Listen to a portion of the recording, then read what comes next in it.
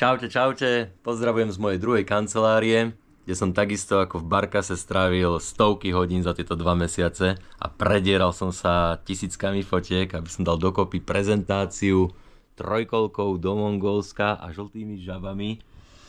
No, bolo to fakt náročné, vzniklo mi taktiež 1000 slajdov, tu je posledný, na jeden ten slajd ešte čakám, takže možno bude 1001, bude sa to samozrejme ešte upravovať, pretože tie prvé prezentácie sa tak ladia a uvidím, čo funguje, čo nefunguje. Ale ten základ je, myslím, že to vyzerá dobre, ale tak to už ohodnotíte vy. Vidíme sa za chvíľku už 5.11. v Banskej Bystrici a ja sa fakt teším.